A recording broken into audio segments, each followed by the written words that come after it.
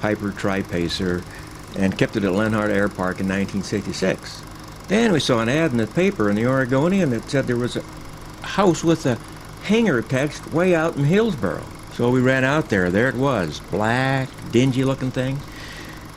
But it had a hangar, and that's what I looked at. Sure looked at the rest of the house. It was pitiful. And we bought it, moved in, flew with my Tri-Pacer in the spring of 1967. And kind of a hard landing, but we made it in there okay. And then this shot is that winter at Olinger.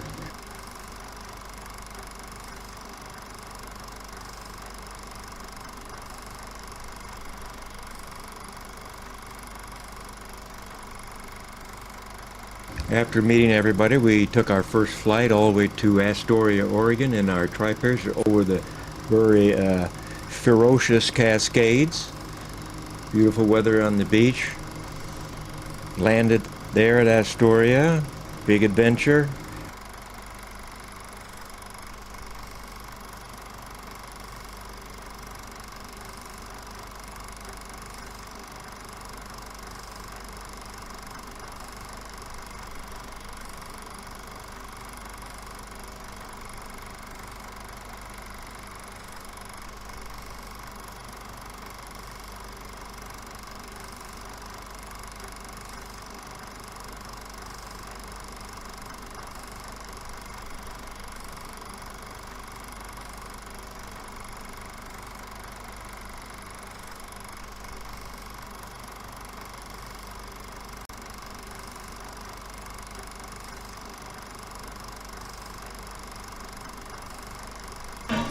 Later on, we had a visit from Father Milam, who married Charlene and I back in 1966 in Greenville, Mississippi. They came out and we took them for a ride in our Tri-Pacer. They were grateful.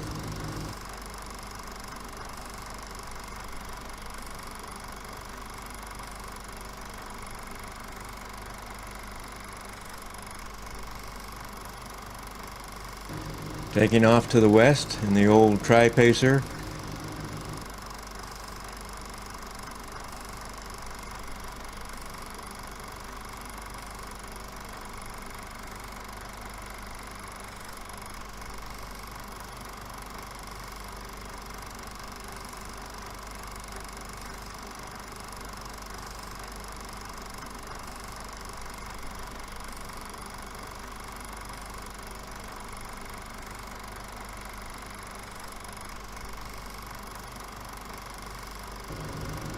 This was back in the days when we had no neighbors on either side of us. Lots of wheat in the field. A lot lighter, too.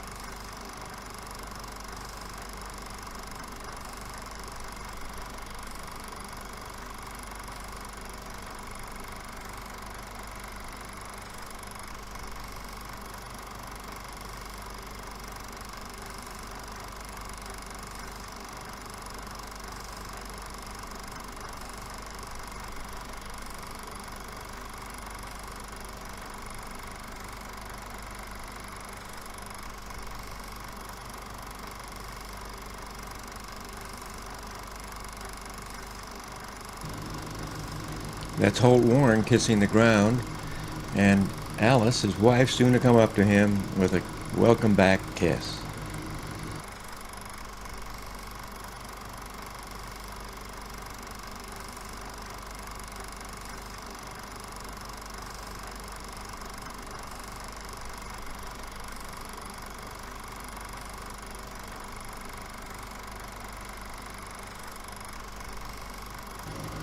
That's Dick Van Grunsman making a quick pass by the airport in his RV-3, I think it is, before he became filthy rich, selling thousands of the RV-3s, 4s, 5s, and latest ones, 6s.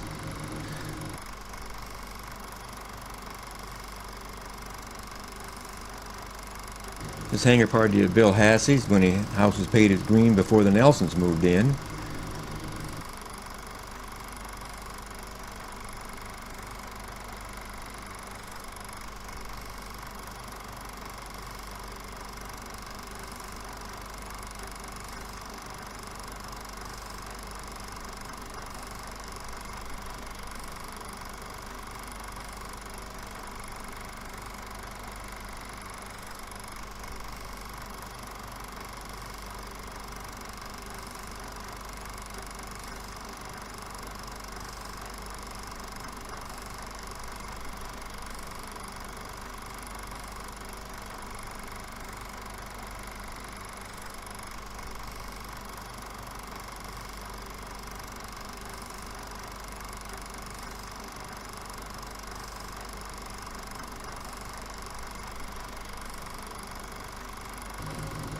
Holt coming back from a quick flight in his helicopter.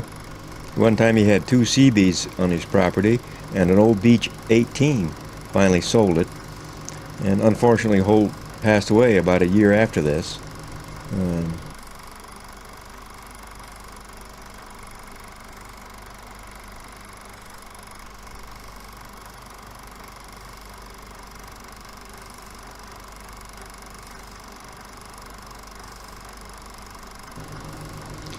This model airplane demonstration by one of the visitors was taken off, and Charlene was walking up and she saw this airplane doing all these loops and rolls in the sky, and she thought, my God, that's dangerous. She couldn't believe that anybody would be flying an airplane like that, thinking it was a real aircraft, until she realized that it was only a model when it landed.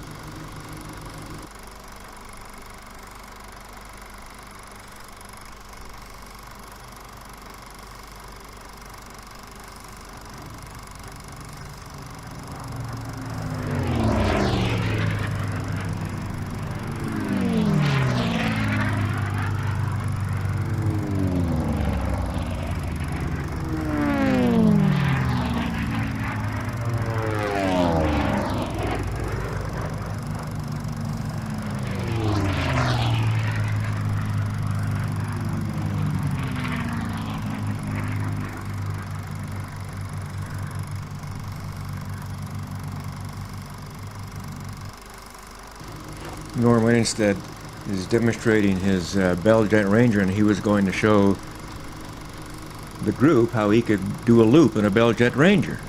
And so he came down the runway very fast. Everybody was concerned, my God, he can't do a loop in a Bell Ranger helicopter. But he did. He came in, climbed up, backed up, came down around in a loop. Of course, it never went upside down, but it sounded good when he talked about it. Later on, he was playing with it over in Lake Vancouver and backed the tail rotor into the water and ended up crashing the thing. Nobody got hurt.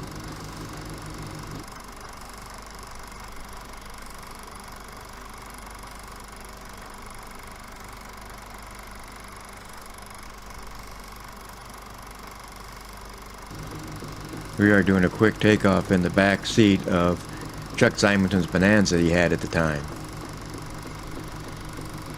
And this is a trip that Charlie and I took in 1968 to Mississippi over the Rockies in that Tri-Pacer with a Super Homer radio was all. Only got lost a couple of times. And went into Rock City. Barely got off the ground. That thing's service altitude is about 12,000 feet. And on a hot day, it doesn't sound too good. This is Lake Paradise as we're crossing the Rockies.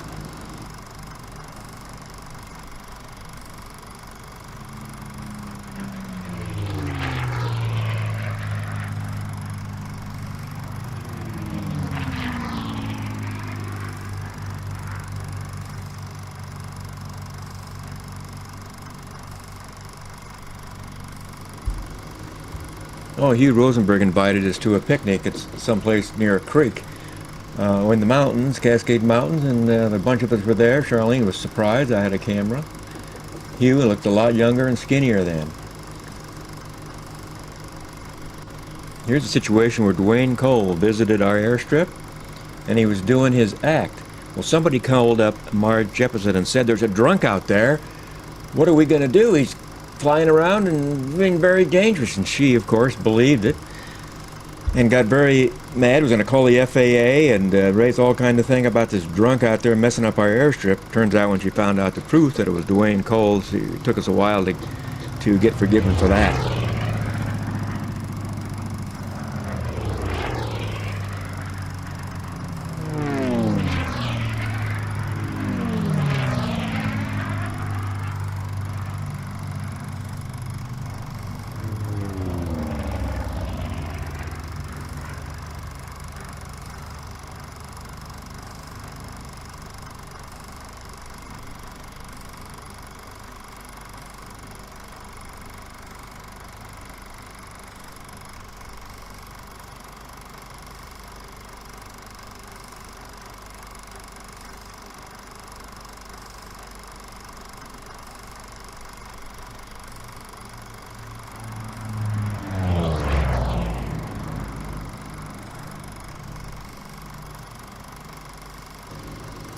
We're getting ready for a fly out with Mendel and Rosenbergs, Japsons, getting lined up to take off.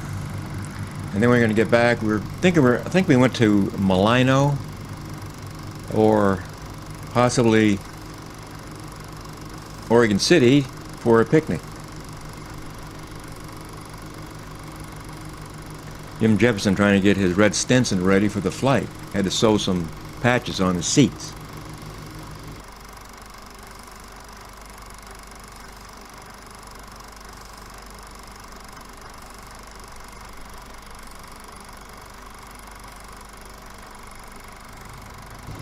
The red and white and black Bonanza is the one I purchased in, I think it was 1970, from a guy back in New York, a B model 1950 vintage. This is Bill Hassey taking off in his 180 with the Stoll kit on it. He flew up to Alaska on a regular basis.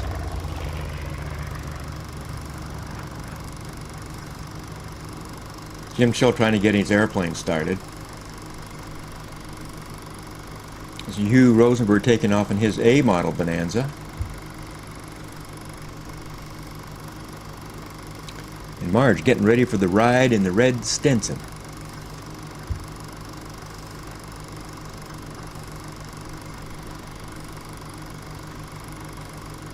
Now here we're taking off from wherever it is we went that day.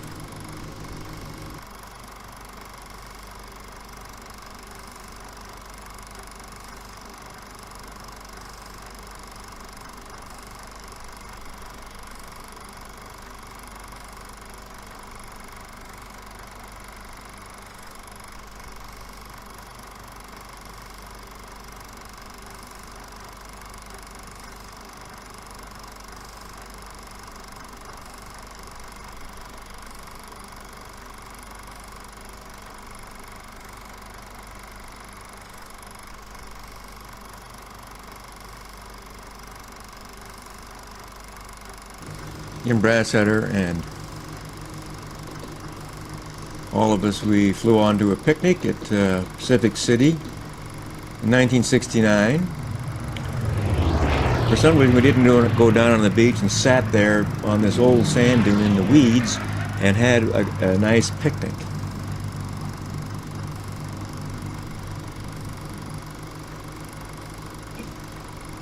That's Hugh Rosenberg talking.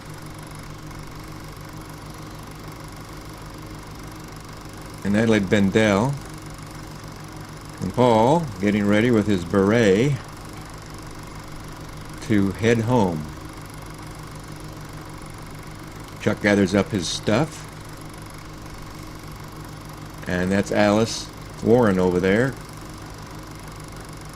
Hugh Rosenberg's taking off in Pacific City and going to give us a great flyby, except he forgets to put up his gear as he trundles off into the distance.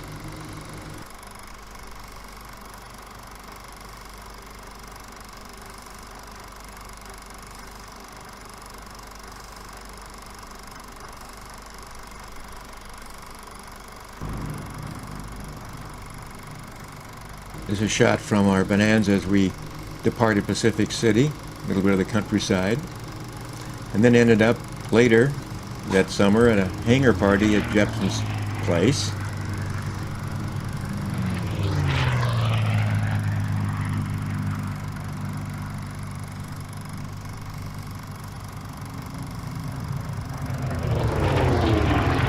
Jim by that time had moved up to a Bonanza from his Stinson, though he still had it.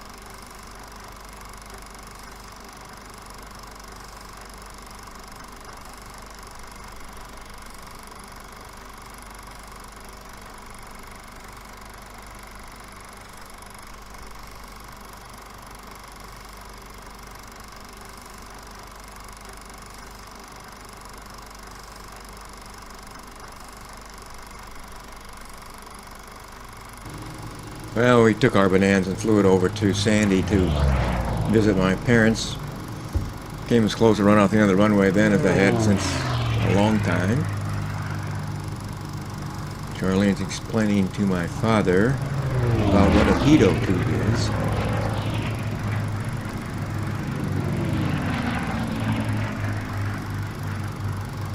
That's Alice Warren calling herself for a party at Bill Olinger's.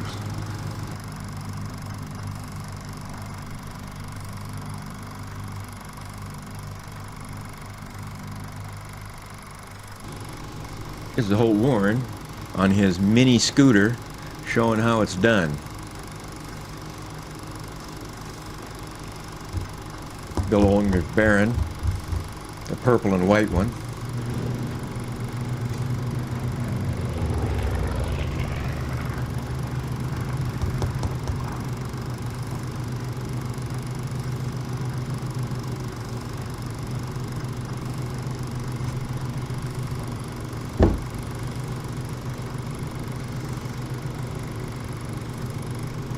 everybody wanted to try with the scooter.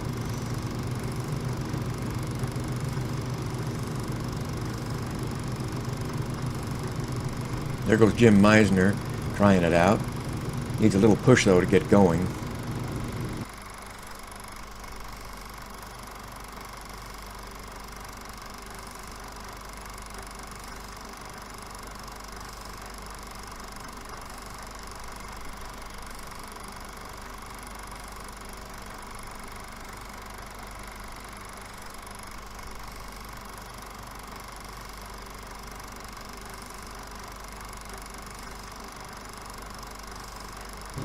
And Hugh Rosenberg takes a shot at it, wide open. However, needs to adjust the carburetor on the way.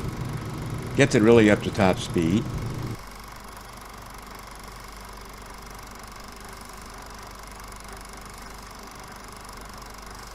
Runs over the cameraman.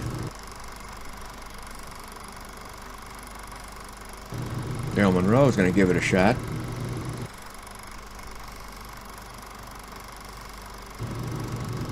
Doesn't get very far though.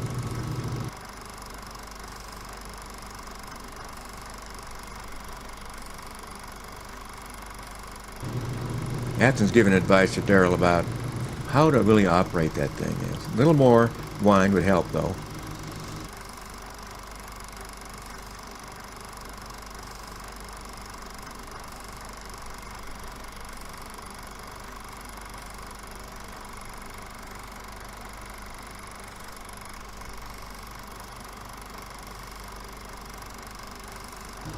Bill Olinger takes the neighbor kids for a ride in his freewheel utility vehicle.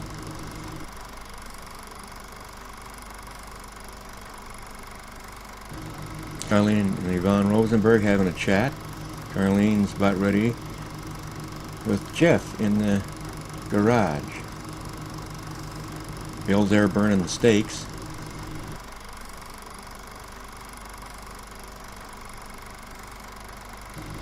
And Andy's first appearance on the scene, getting ready to build their new house next to ours at the west end of the airport.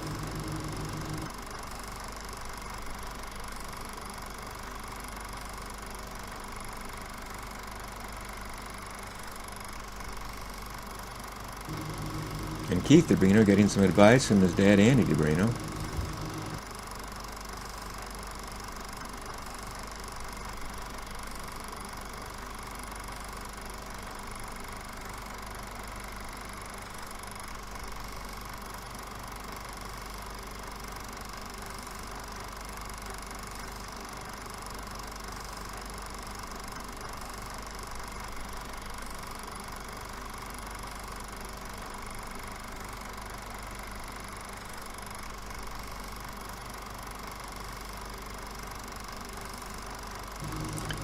And Jim Jepson's carefully preparing his lunch while the Meisner's daughter is overseeing this.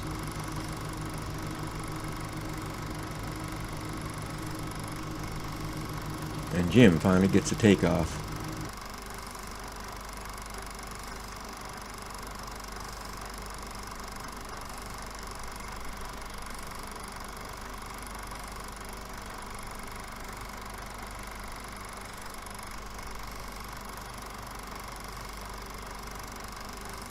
I took some people from work in my Bonanza up to the Abbotsford Air Show in 1969 in Canada.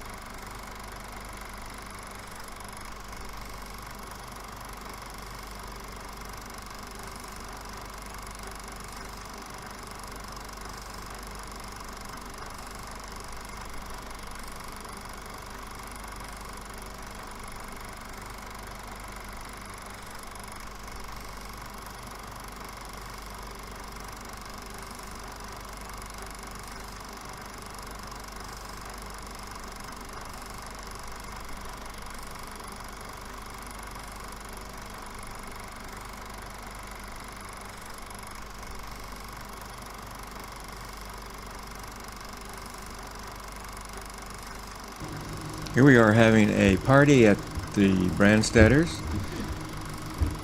It's a pretty riotous affair. I'm not sure what time of year this was.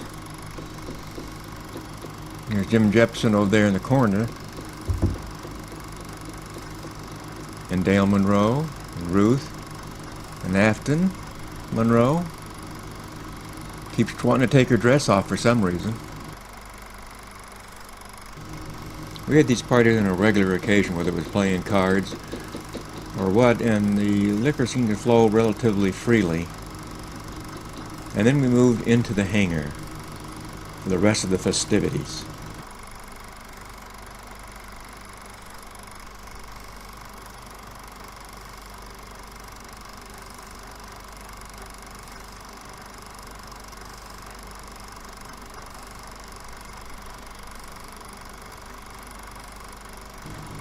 Oh, there goes Afton trying to take off her dress again.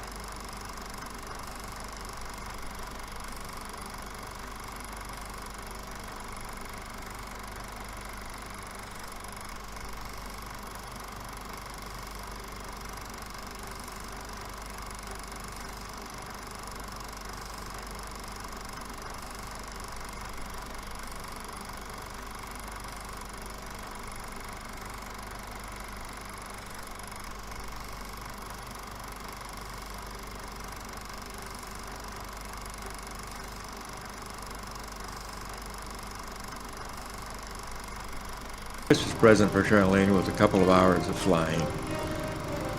And she went up with an instructor. The instructor came back, and as they were taxiing, he says to her, "Maybe you ought to take some ground school before you take your next lesson." Well, that was the last time Charlene went flying with an instructor. It's insulting. Go to ground school.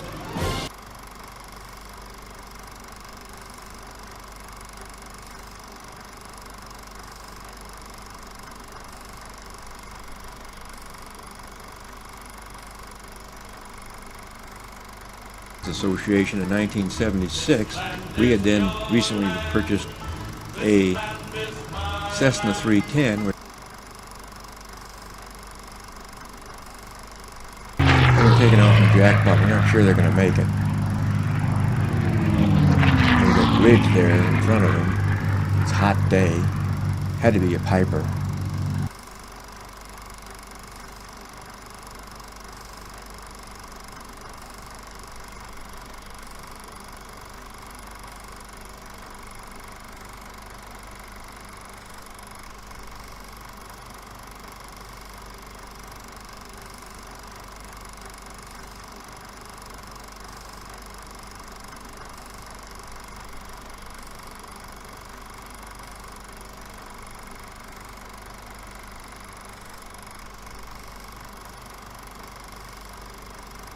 It's a rough day. We're flying our 310 over the jackpot from the air.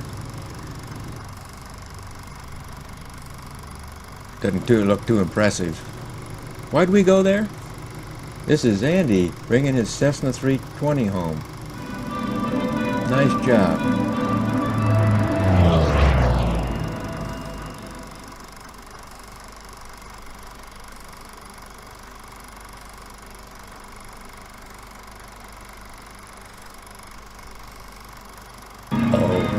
We had just gotten home from Lake Tahoe, Charlie and I, with 3 people from work, and had landed and were sitting in the room, and Ruth came over and said, "That's what my stupid husband has done now." Again, the Beaverton Power Association headed up with a group to those areas, at least some of us acquired it there.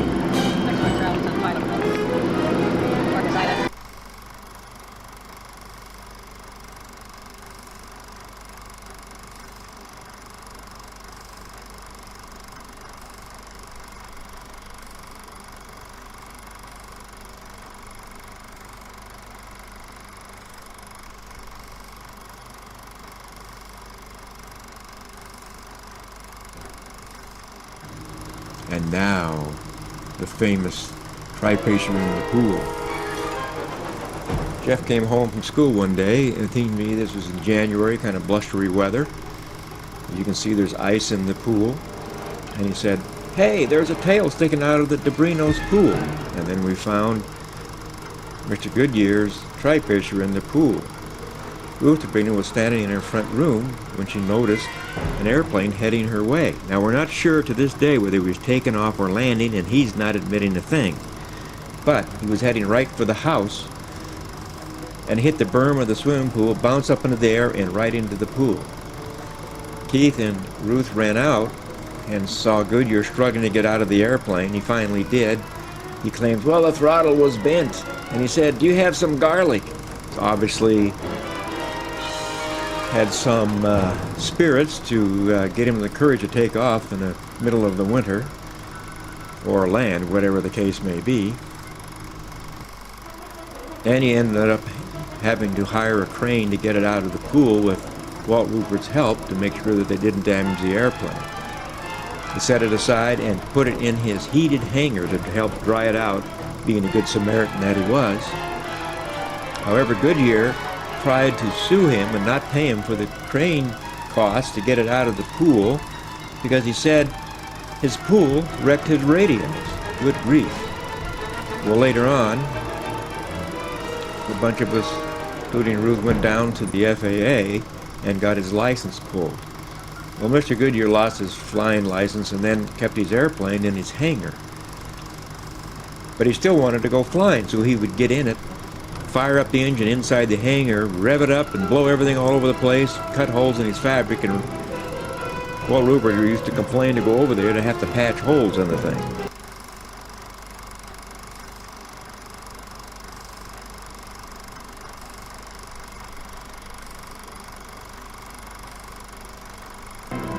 It's amazing, though, that the airplane had so little damage, and all the pool loss was a bit of fence and a slice of the diving board where the prop went.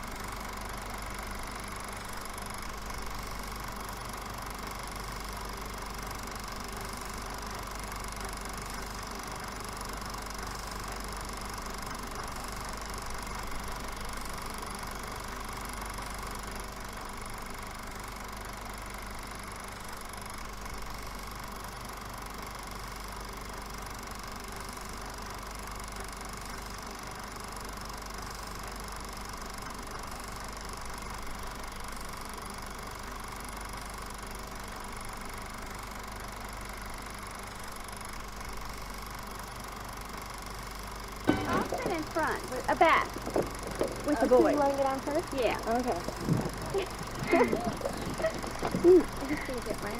Now.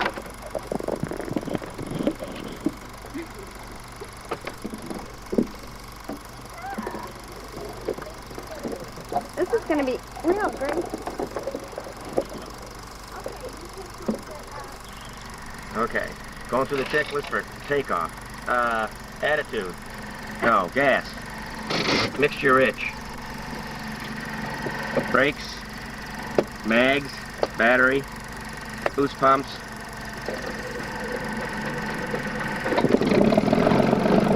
Left engine.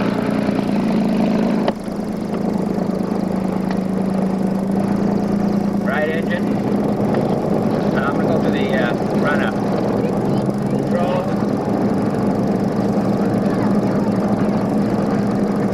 Instruments. 200 feet. Time. Heading. Run-up. Left engine. Mags. Props. Right engine. Mags. Props. Okay, run-up's complete. You can set it off.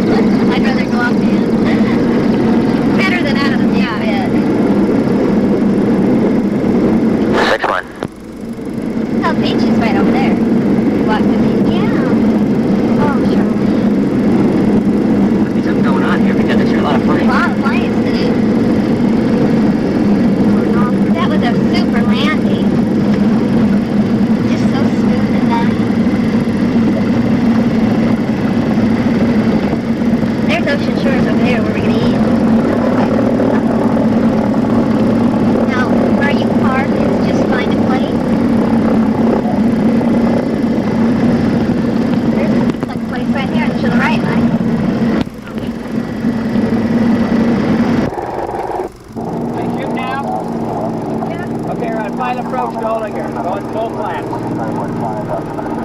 90 indicated.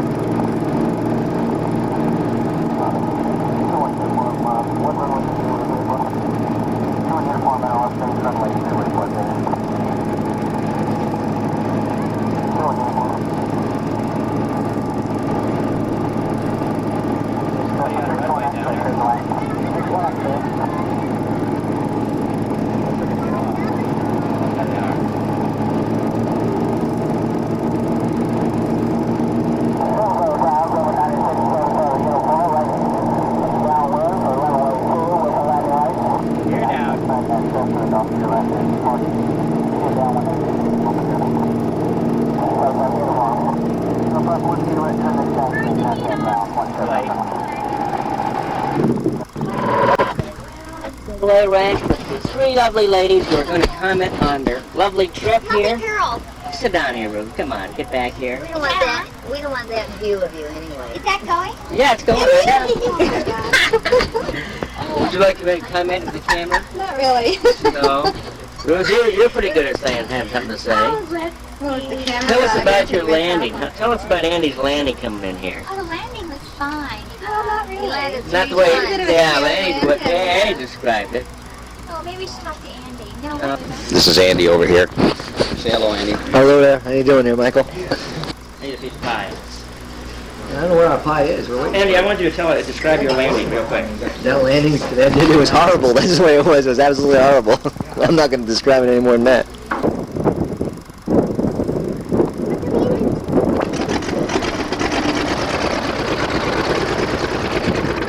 And once again, the military airplane is ready to go.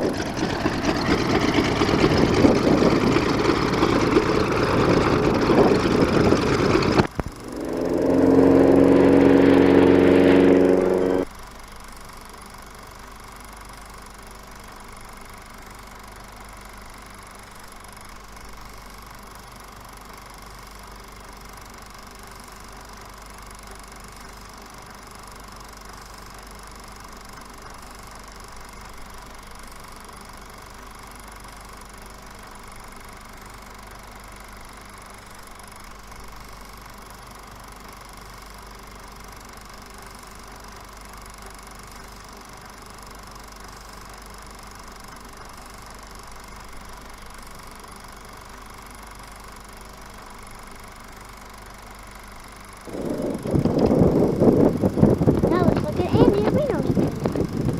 His is a very nice Baron. And right next to that's Marvin. Yep, that's Marlin.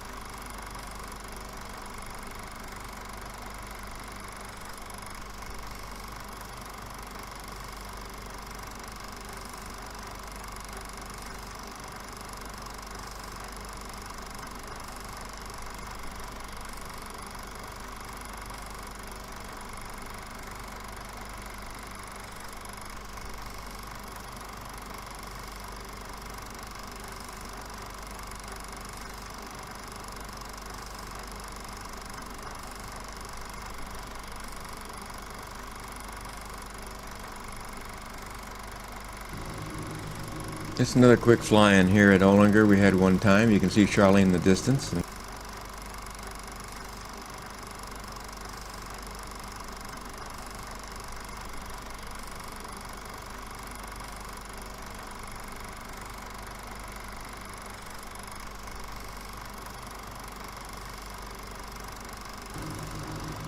Someone taking off on their Hyper Aero off into the sun.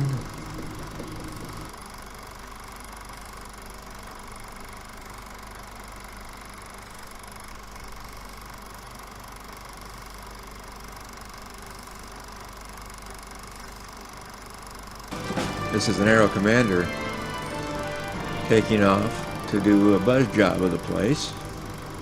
Hot airplane in his day.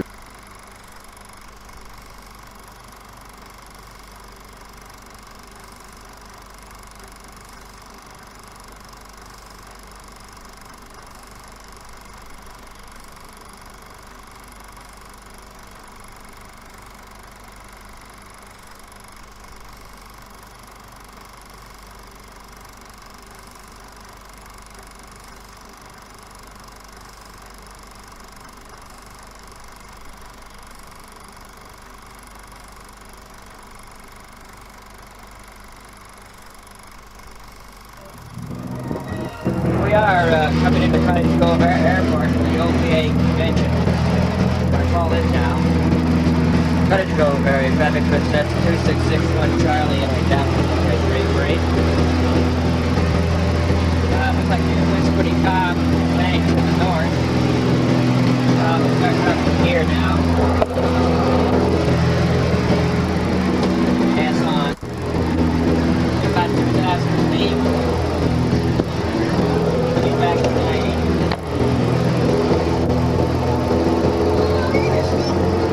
Stop.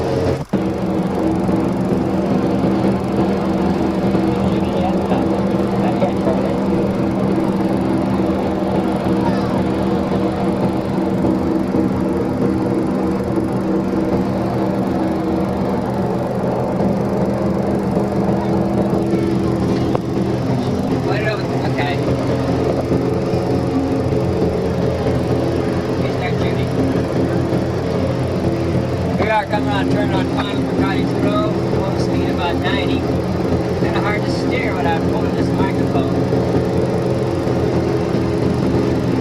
Not too much turbulence, feels pretty good.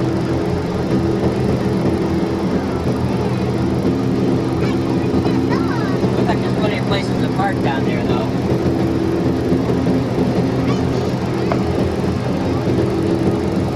Here we go on final. Got a gear down.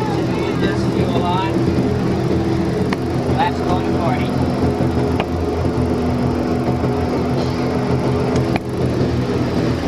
Power back. Alright, I like to get it this time. Let this old 310 come down in a big hurry.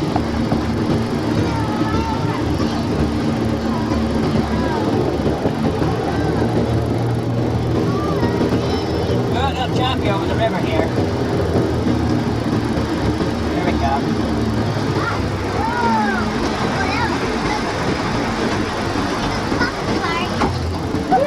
We're down. Okay, Charlie, you can shut her on. Last couple.